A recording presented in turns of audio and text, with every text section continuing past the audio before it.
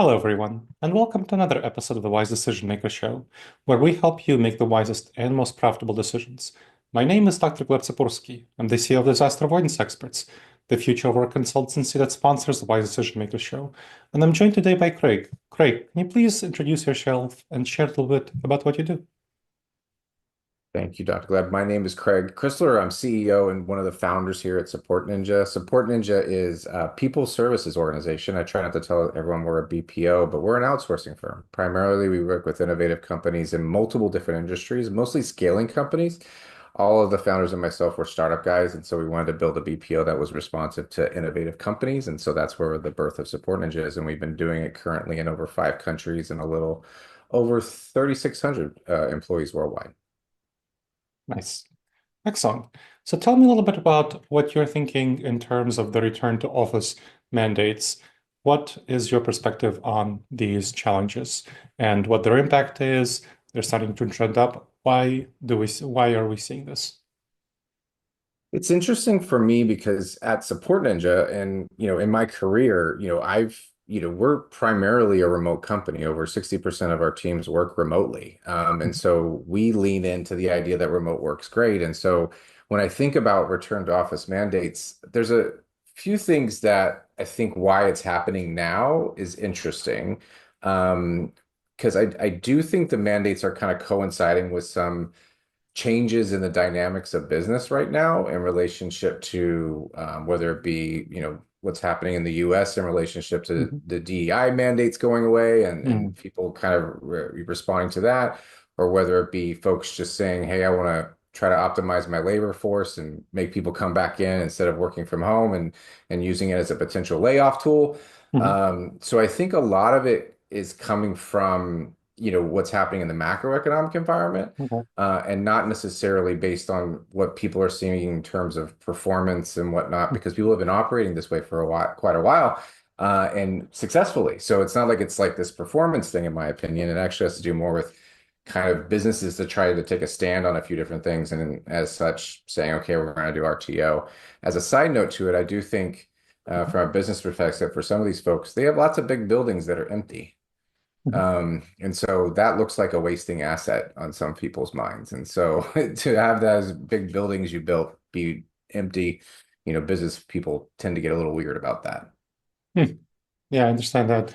I mean, I've done worked with a number of companies that are hybrid and fully remote to help them figure out their practices and approaches. And what I've seen is that a number of companies that are announcing return to office, they have kind of been dragging their feet in terms of trying to adapt to working in a hybrid and remote setting.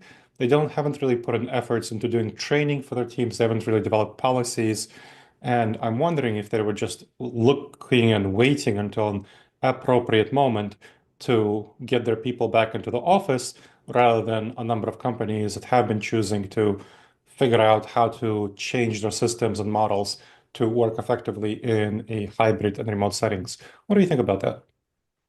I think that that's true. I do think that there's a bit of that happening in the sense of folks. There's some folks, some companies like us, like we adapted really well because we built the Mm, company based on wanting to be remote, and so we built the tools and the ways in which we interact with our agents and all of that around that concept, and so we purposely did it that way. mm, For those companies that don't do that, they didn't plan for it, I could definitely see how they may not at this point want to do any more investment there because they would just rather bring them in the office because they've always done it that way. mm, Um, and I do think there's a little bit of, and maybe you ran into it as you were talking about, of this kind of traditional way of thinking around when it comes that, you need to be able to see people to know that they're doing work, and that kind of old school mentality around it versus realizing that, remote work in many ways is an enabling feature mhm. for a lot of people, especially when it comes to specifically when I think about, for example, what's happening with in the States with DEI and how Mm, RTO is kind of playing into that. Remote work is specifically better for women, minority groups. mhm. Working parents is a big one. For them to be able to have the flexibility to work from home and get incredible careers by working from home, it's a big benefit in my mind. It actually opens up the labor pool pretty Yeah, significantly because now you can get all kinds of people instead of just having to say only people that can make the commute or only people that can drive or sure. don't have bus facilities or something like that. Like all of that stuff now actually restricts the type of people you can get instead of opening up the labor market to be able to find the Mhm. best people wherever they are, even if they are working from home. Yeah, absolutely. And though I'm curious from what you've been seeing within your company, within Support Ninjas, how has it impacted? What benefits have you been seeing? Mood, morale, productivity, effectiveness, collaboration? Like, why are you fully remote, mostly remote? Like, tell me a little bit about your setup and what do you see as the benefits of it?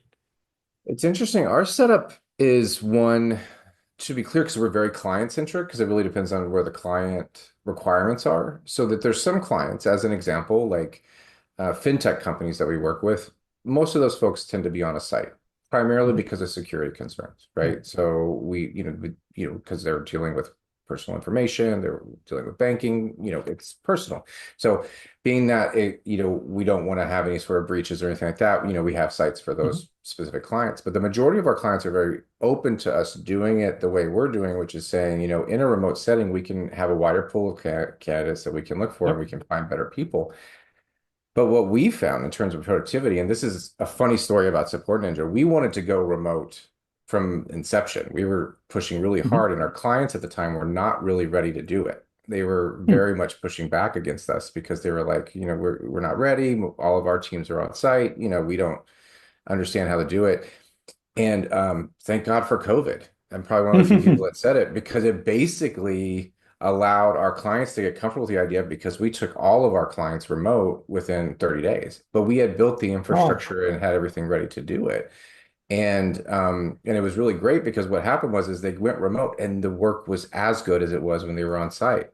And so it proved to them that, oh wow, folks can work from home and it's just as good. Sometimes even better. And that to me is kind of a testimony to the fact that, oh, this Yes. works, right? Because it allowed us to basically say, okay, now we can be remote. And people then got very Mhm. comfortable with the idea of remote work because everybody was having to work remote. And so it was good for us. And we've seen from engagement and the ways in which we work, and we do a lot around engagement when in the remote work Mhm. setting. It can be a hurdle for folks, but the way we've kind of created our systems, um, people get together all the time. They have like little groups that get together, even though they all work Mhm. remotely. There's all these ways that we facilitate ways in which they actually do see each other. It's just in a different setting, and it's actually more casual than it would be at work. And so it's in some ways, I think I am 100% a proponent. I was in a meeting with a few executives the other day, and one of them was saying, "Oh, I'm going to bring everybody back in," and I was like, Mhm. "Why? Don't do it." Yeah, because I fully believe that if you do it correctly and can kind of lean in like we have, it's fundamentally better. Yeah, I think it's definitely if you know how to do it correctly and solve the challenges. So let's talk a little bit about what it sounds like you've been working on identifying and solving the challenges. Tell me a little bit more about that. What have you identified as the challenges of working in a remote setting and how have you solved those? So one of the big challenges well, I'll start with one of the biggest challenges. One of the biggest challenges in remote work settings, it has to do with kind of how and what ways you're enabling your people to communicate effectively among and with each other. Mhm. Especially teams of that are working together, being able to collaborate around whether it be documents, whether it be just chat, and the ways in which they're talking to each other when they're on shift, those kinds of things. And so the way we've leaned in was we've created multiple different tools that allows us to kind of leverage in. So we Mhm. use tools like WorkVivo, we lean into Google Chat, we build bots around within Google Chat to create opportunities for folks to collaborate and talk to each other in real time. Mhm. And what that has done is it creates, an atmosphere of this is how we work at Support Ninja remotely, and it creates a camaraderie around it. And Mhm. and that ability for folks to be able to interact in real time all the time. And I'll give you a perfect example. Our whole leadership team, all of the executive team at Support Ninja, we're all 100% remote. We all Mhm. don't exist in the same place. My chief revenue officer is in New Zealand. Mhm. Um, But we have a chat, we talk to each other all the time, we ask questions to each other, we check in each other in the morning, see how you're doing. Did you have good, we do the coffee talk, that kind of stuff. Nice. But we've created this kind of culture around the technology and the tools that we use to kind of leverage remote. That's one. The other one is how do you kind of consistently build a unified team in a remote setting when you're not all seeing Mhm. each other, all the time? And that's where we have, so there's a couple different tools that we use around that. One is we've worked with a company called WorkVivo, and we've worked with them for a long Mhm. time, and we call it the Ninja Hub. And it's almost like a social media platform for the company where we're Okay. broadcasting updates. We're doing various scavenger hunts and games Mhm. and things like that. And people are posting pictures of their pets, and people are conversing within this social media hub. And the Ninja Hub that allows them to kind of create this space where we're not only broadcasting very pertinent business information, but Mhm. also to a location where people are logging into every day and seeing like, oh, what's happening in the world, and where how are my people in the US doing compared to the people in the Philippines. And I always give the best examples that I give around that is that for example, here in the US we had some flooding recently.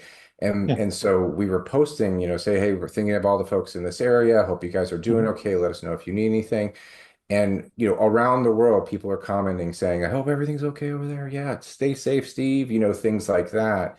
And this is a global company, but we're able to do it, but like as if they have, they're all, kind of navigating it together. And Mhm. and those kinds of tooling, I think, is really, really important.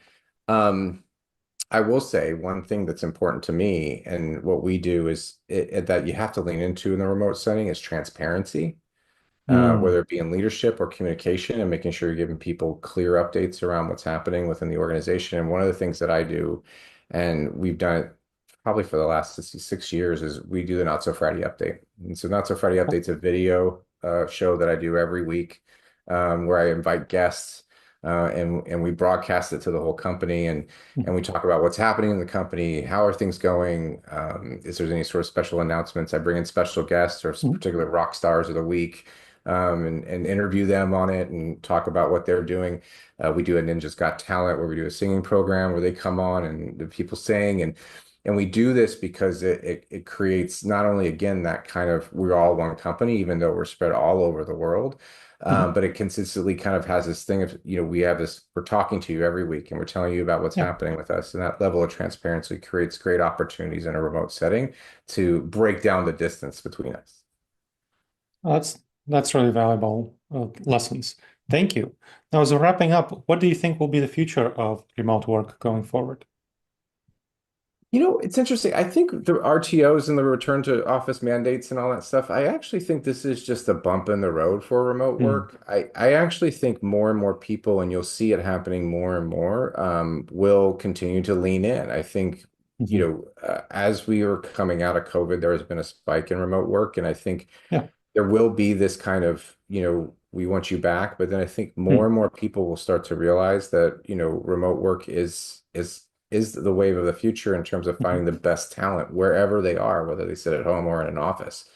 And so I think the future of remote work is we're going to see a lot more of it, and we're going to see a lot more of, companies starting to realize that, really when you really want to find incredible people doing incredible work, does it really matter where they sit? Probably Mm. not. And wouldn't you rather want to just have them happy and enabled to do the work wherever they are versus making them make some commute to get there? That's a great message, Craig. Thank you very much. I really appreciate you sharing your expertise. Thank you. It was great talking to you about it. And thank you to the audience for checking out another episode of the Wise Decision Maker Show. Please make sure to subscribe to the show and leave a review. It helps other people discover the show and helps us improve the show.